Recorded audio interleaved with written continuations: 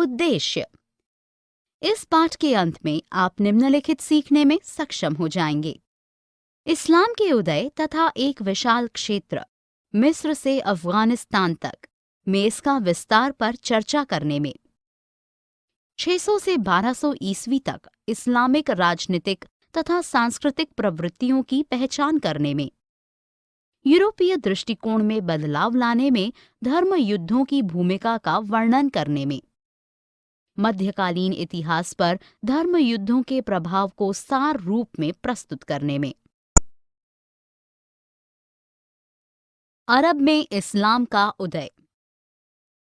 पैगंबर मोहम्मद के आगमन के पहले अरब समुदाय जनजातियों या कबीलों में बटा हुआ था।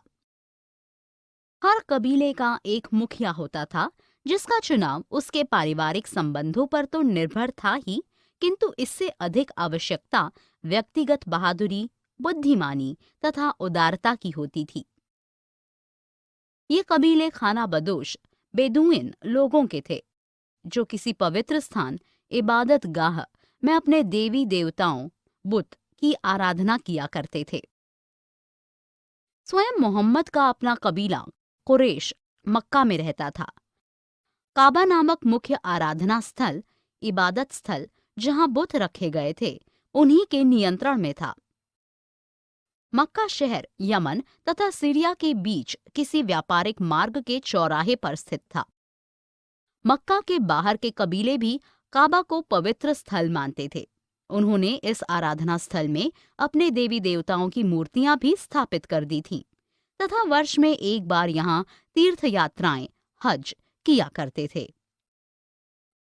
612 ईस्वी के आसपास मोहम्मद ने स्वयं को ईश्वर का संदेशवाहक रसूल घोषित कर दिया। उसने ये कहना जारी रखा कि उन्हें यह उपदेश देने का निर्देश प्रदान किया गया है कि केवल अल्लाह की आराधना ही होनी चाहिए। उसके अनुयायी मुसलमान कहलाएं। उसने मुसलमानों को सरल अनुष्ठानों को अपनाकर आराधना करने को कहा, यथा नित्य प्रार्थना, सलात, दान देना, खैरात बांटना, चोरी से दूर रहना। 622 में मुहम्मद को अपने अनुयायियों के साथ मदीना चले जाने को बाध्य होना पड़ा। मक्का से उसकी यात्रा हिजरा इस्लाम के इतिहास में एक महत्वपूर्ण घटना साबित हुई। मुहम्मद के मदीना आगमन के वर्ष को इस्लामिक कैलेंडर का शुरुआती वर्ष माना गया है।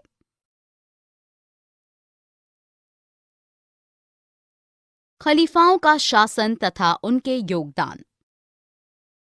632 में मुहम्मद की मृत्यु के बाद मुहम्मद के अनुयायियों के लिए परीक्षा की घड़ी थी। ऐसा कोई भी नहीं था जो इस्लाम का अगला पैगंबर होने का दावा कर सके।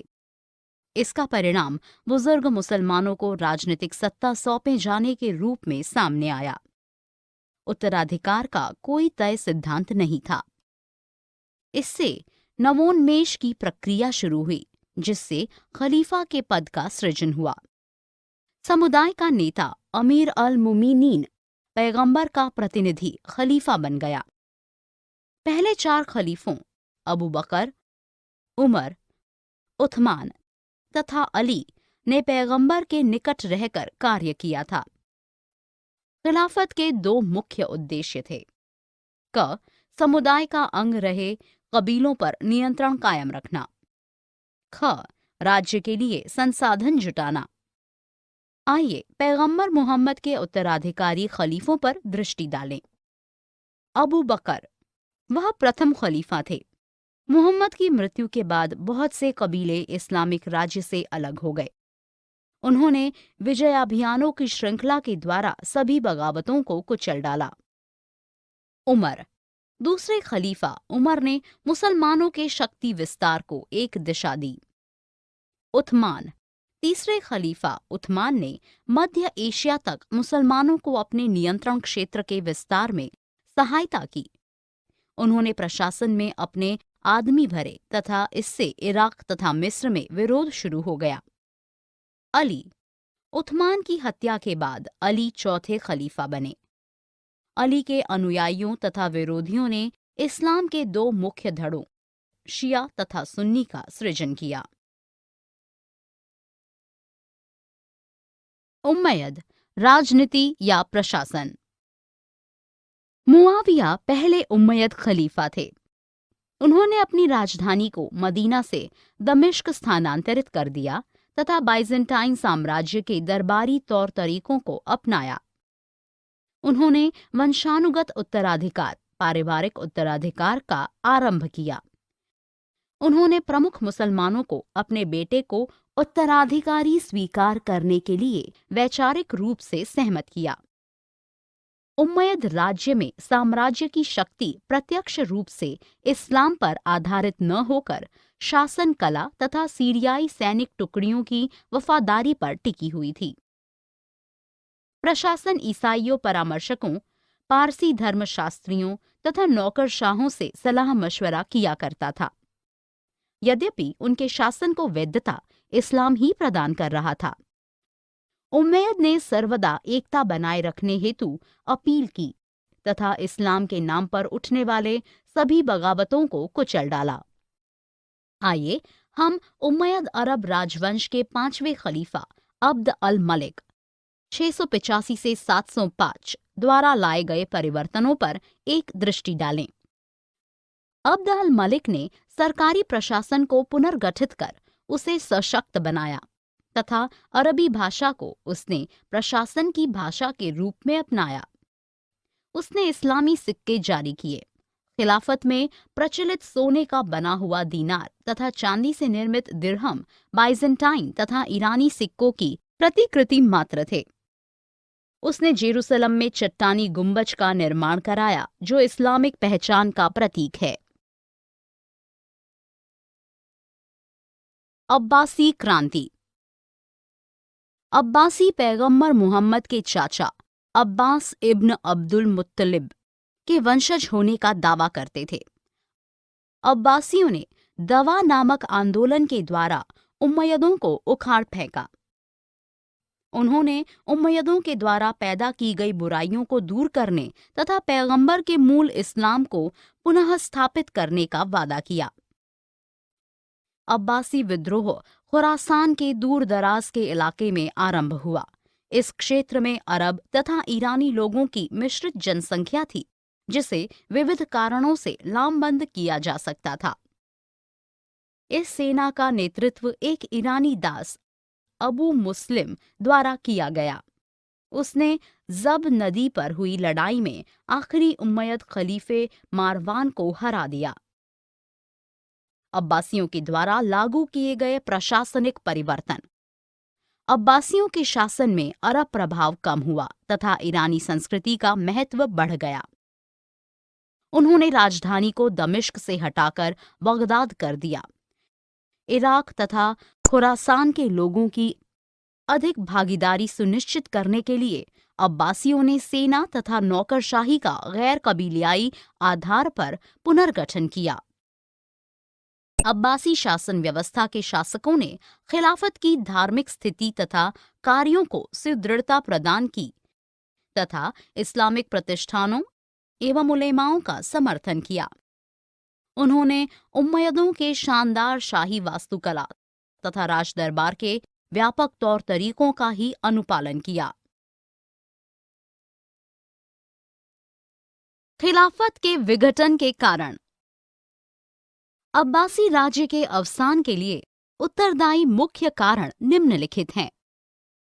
बगदाद से दूरवर्ती स्थानों पर साम्राज्य का नियंत्रण कमजोर होना, सेना तथा नौकरशाही में अरब समर्थक तथा ईरानी समर्थक धड़ों के बीच टकराव।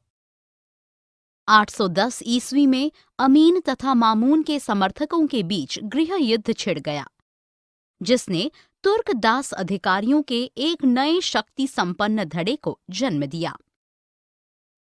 बहुत से छोटे छोटे राजवंशों यथा खुरासान एवं ट्रांसॉक्सियाना में ताहिरियों, समानियों एवं मिस्र तथा सीरिया में तुलिनी वंश के उदय के कारण अब्बासियों की शक्ति मध्य इराक तथा पश्चिमी ईरान तक सिमट कर रह गई। पैगंबर की बेटी फातिमा के वंशज ने दावा किया कि वे ही इस्लाम के एकमात्र आधिकारिक शासक हैं। उत्तरी अफ्रीका में मुख्यालय बना उन्होंने 969 ईस्वी में मिस्र पर विजय प्राप्त कर फातिमी खिलाफत की स्थापना की। मध्य एशिया के घास के मैदानों से तुर्क खानाबदोश कबीलों ने धीरे धीरे इस्लाम कबूल कर लिया। वे कुशल घुड़सवार तथा योद्धा थे। उन्होंने दासों तथा सैनिकों के रूप में अब्बासी सामानी तथा बुवाही प्रशासन में जगह बना ली। बाद में अपनी निष्ठा तथा सैन्य क्षमताओं के कारण वे उच्च पदों पर भी आसीन हुए। सल्तनत का उदय।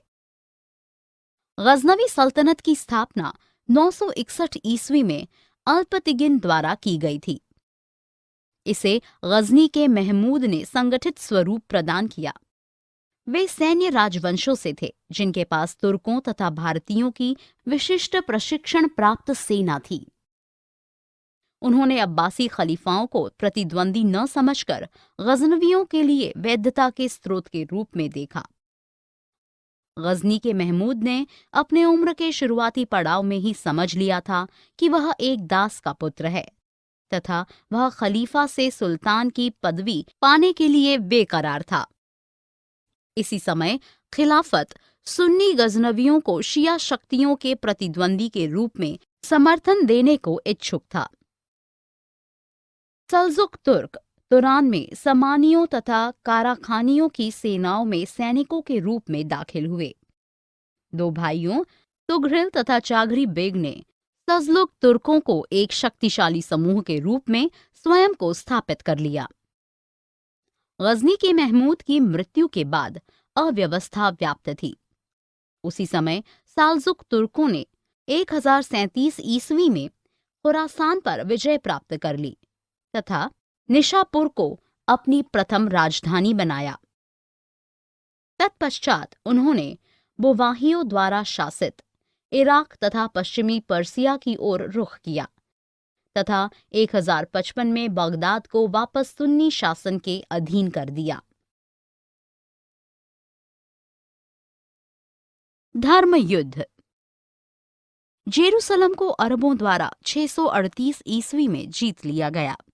जैसा कि विश्वविदित है, इस जगह को ईसाई समाज में प्रभु यीशु को क्रूसारोपण तथा उनके पुनर्जीवित हो जाने की घटना के कारण विशेष स्थान प्राप्त है। नॉर्मन, हंगरी वासियों तथा स्लाव नस्ल के लोगों, पूर्वी यूरोप के लोगों ने बड़ी संख्या में ईसाईयत को अपनाया। 11वीं शताब्दी के दौरान पश्चिमी यूरोप में बड़े पैमाने पर सामाजिक तथा आर्थिक परिवर्तन आए। इन परिवर्तनों के कारण ईसाई तथा इस्लामिक जगत के बीच शत्रुता का दौर शुरू हो गया। ईसाइयों ने कृषि तथा व्यापार की बदौलत हुई आर्थिक प्रगति के द्वारा राजनीतिक स्थिरता स्थापित कर ली, किंतु मुसलमानों ने उसी चीज को प्राप्त करने के लिए हिंसा एवं लूट मार्ग का मार्ग अपनाया। धर्म युद्ध क्या है? 1095 तथा 1291 ईस्वी के बीच यूरोपीय ईसाइयों तथा पूर्वी भूमध्य सागर के मुसलमानों के बीच जेरूसलम पर पुनः कब्जे के लिए युद्ध लड़े गए, जिसे बाद में धर्म युद्ध की संज्ञा दी गई। प्रथम धर्म युद्ध 1098 से 99 में फ्रांस तथा इटली के सैनिकों ने सीरिया में एंटियोक पर कब्जा कर लिया तथा जेरूसलम पर अपना दावा ठोक दिया। शहर में बड़ी संख्या में मुसलमानों तथा यहूदियों का कत्लेआम हुआ। फ्रांसीसियों ने शीघ्रतापूर्वक सीरिया तथा फिलिस्तीन के इलाकों में धर्म युद्ध में जीते गए 4 राज्य स्थापित किए। इन क्षेत्रों को सामूहिक रूप से आउटरैमर धर्म युद्ध के बल पर प्राप्त राज्य के नाम से जाना जाता था। पोप ने तुर्कों को 1144 में एडेसा पर विजय प्राप्त करते देख द्वितीय धर्म युद्ध 1145 से 49 की अपील की। फ्रांसीसियों तथा जर्मनों की संयुक्त सेना ने दमिश्क पर कब्जा करने की चेष्टा की, किंतु वे पराजित होकर लौटने को बाध्य कर दिए गए। जेरूसलम शहर के हाथ से निकल जाने की घटना के कारण 1189 ईस्वी में तृतीय धर्म युद्ध हुआ। धर्म युद्ध करने वालों को फिलिस्तीन में थोड़ी सफलता हाथ लगी तथा उन्हें जेरूसलम में ईसाई तीर्थयात्रियों के निशुल्क प्रवेश का अधिकार मिल गया। यद्यपि मिस्र के शासकों मामलुकों ने 1291 में सभी जिहादी ईसाइयों को संपूर्ण फिलिस्तीन से निकाल बाहर किया। यूरोप ने धीरे धीरे इस्लाम में सैन्य रुचि लेना बंद कर दिया तथा अपने आंतरिक राजनीतिक धर्म युद्धों का प्रभाव। धर्म युद्धों के कारण ईसाईयत, यहूदी धर्म तथा इस्लाम के बीच टकराव उत्पन्न हुए। जिहादियों को राशन तथा हथियारों की आपूर्ति के लिए नए रास्ते खोजे गए। अधिक मूल्य वाली वस्तुएं यथा मसाले, सूती वस्त्र, चीनी मिट्टी के बर्तन तथा बारूद भारत तथा चीन से अदन के लाल सागर स्थित पत्तनों एवं सिराफ तथा बसरा की खाड़ी पत्तनों को भेजे गए। कृषि संबंधी विकास। नवीन रूप से जीते हुए क्षेत्रों में बसी हुई आबादी का मुख्य पेशा कृषि था। भूमि पर या तो किसानों का या राज्य का अधिकार होता था। भूसंपत्ति के मालिक राज्य की ओर से लगान वसूलते थे। मालगुजारी से राज्य को आय प्राप्त होती थी। मुसलमानों के द्वारा कृषि उपयोग के लिए प्रयुक्त भूमि पर उत्पादन या पैदावार का 10वां हिस्सा कर रूप में देना पड़ता था। गैर मुसलमानों के द्वारा जोती गई जमीन पर उन्हें कुल पैदावार का आधा कर के रूप में चुकाना पड़ता था। गैर मुसलमानों द्वारा इस्लाम कबूल किए जाना आरंभ होने पर राज्य की आय में काफी कमी आई। इसे नियंत्रित करने के लिए खलीफाओं ने धर्मांतरण को हतोत्साहित कर करारोपण की एक समान नीति का अनुसरण आरंभ किया। शहरीकरण। इराक में कूफा और बसरा तथा मिस्र में फुस्तात और काहिरा जैसे नए शहरों की स्थापना के साथ इस्लामिक सभ्यता फलनी फूलनी शुरू हुई। सैनिक इन नगरों में बस गए। जनसंख्या वृद्धि के साथ ही दमिश्क, इस्फहान तथा समरकंद जैसे शहरों को पुनर्जीवन प्राप्त हुआ। इससे खाद्यान्नों तथा कपास एवं चीनी जैसे कच्चे मालों के उत्पादन में विस्तार आना शुरू हुआ। इन सामग्रियों का प्रयोग शहरी निर्माणकर्ताओं के द्वारा किया जाता था। इससे विशाल नगरीय संजालों का विकास हुआ। एक शहर दूसरे से जुड़ गए तथा एक परिपथ या सर्किट का निर्माण होने लगा। प्रत्येक शहर में एक मस्जिद तथा एक केंद्रीय बाजार हुआ करते थे। वे संस्कृति तथा आर्थिक शक्ति के केंद्र थे। प्रशासक, विद्वजन तथा व्यापारी शहरों में निवास करते थे। आम नागरिकों तथा सैनिकों के आवास बाहरी वृत्त या परिधि में स्थित थे। उनके लिए मस्जिद, गिरजाघर या यहूदी उपासना गृह, सहायक बाजार तथा सार्वजनिक स्नानागार हुआ करते थे। शहर के बाहरी छोरों पर शहर के निर्धन लोगों के घर, देहात से लाए गए फलों एवं हरी तरकारियों के बाजार, कारवाओं के ठहरने की जगहें तथा गंदी दुकानें यथा पशुओं का मांस बेचने वाली दुकानें या चमड़े को सुखाकर तैयार करने वाली दुकानें हुआ करती थीं। शहर के फाटक के बंद होने पर लोगों के आराम करने के लिए सराय तथा कब्रिस्तान शहर से बाहर स्थित होते थे। अरब जगत में विद्या, धार्मिक। इस्लाम के शिक्षार्थियों के लिए कुरान एक धार्मिक तथा ज्ञान की किताब है। ऐसा माना जाता है कि पैगंबर का आदर्श व्यवहार ही अल्लाह की मर्जी को जानने तथा दुनिया में सही दिशा में बढ़ने का एक जरिया है। मध्यकाल में इस्लाम के धार्मिक विद्वानों, जिन्हें उलेमा के रूप में जाना जाता था, उन्होंने कुरान की धार्मिक व्याख्या तथा मुहम्मद के प्रामाणिक हदीथ को लिखने की जिम्मेदारी स्वीकार की। कानूनों की संहिता या शरिया को मुसलमान उलेमाओं द्वारा लिखा गया। शरिया में इस बात का जिक्र है कि किस प्रकार मुसलमान अनुष्ठानों तथा सामाजिक मामलों में अल्लाह के दिव्य मार्गदर्शन के अनुसार अपनी रोजमर्रा की जिंदगी बिता सकते हैं। 8वीं तथा 9वीं शताब्दी में कानून की 4 शाखाओं मलिकी, हनफी, शफीई तथा हनबली का आविर्भाव हुआ। इनमें से प्रत्येक को एक प्रमुख विधिवेत्ता के नाम पर संज्ञा दी गई थी। शरिया ने सुन्नी समुदाय को कानूनी मुद्दों पर दिशा निर्देश या मार्गदर्शन प्रदान किया। इसने व्यक्तिगत स्थिति यथा विवाह, तलाक तथा उत्तराधिकार जैसे मामलों में सटीक मार्गदर्शन प्रदान किया। मध्यकालीन इस्लाम में धार्मिक मिजाज वाले सूफियों के एक और समूह ने तपश्चर्या एवं रहस्यवाद के माध्यम से ईश्वर का अधिक गहन तथा व्यक्तिगत अनुभूति प्राप्त करने की चेष्टा की। समाज ने भौतिक लक्ष्य संधान तथा दुनियावी खुशियों को जितनी तरजीह दी, सूफियों ने उतना ही दुनियावी सुखों को छोड़कर केवल ईश्वर अल्लाह पर निर्भर रहने की चेष्टा की।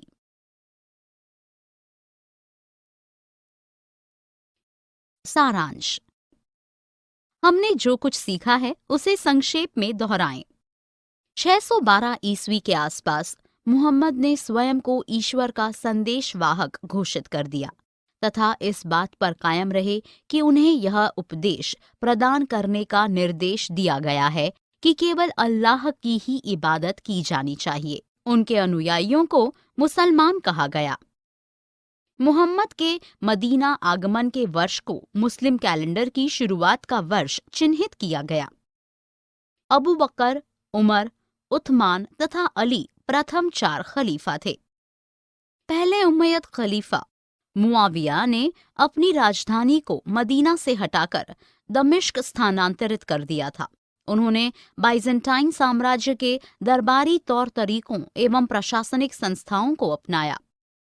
अरब इस्लामिक पहचान का प्रतीक जेरूसलम स्थित चट्टान का गुंबज का निर्माण उम्मयद अरब राजवंश के 5वें खलीफा अब्द अल मलिक के द्वारा कराया गया था। अब्बासियों ने दवा कहे जाने वाले आंदोलन के द्वारा उम्मयदों को उखाड़ फेंका था। गजनवी सल्तनत की स्थापना अल्पतिगिन द्वारा 961 ईस्वी में की गई थी। इसे ठोस स्वरूप गजनी के महमूद द्वारा प्रदान किया गया था। धर्मयुद्ध पवित्र शहर जेरूसलम पर ईसाइयों तथा मुसलमानों के बीच नियंत्रण स्थापित करने के लिए लड़े गए युद्धों की श्रृंखलाएं थी।